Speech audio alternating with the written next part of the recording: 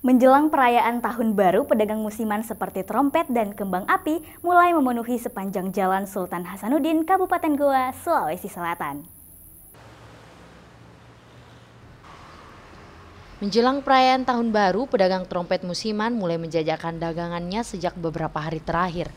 Mereka memilih lokasi strategis untuk berjualan seperti di sepanjang Jalan Sultan Hasanuddin, Kabupaten Goa.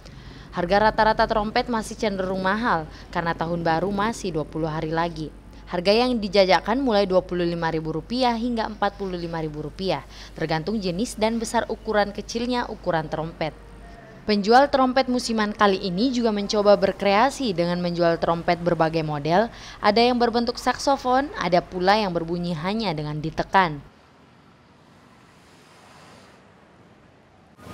Macam-macam ya. Ada yang 40-an, 50-an, ada yang 30 ya. Paling murah 215 ya. Dalam rangka apa jualan trompet? Ya, rangka menyambut tahun baru.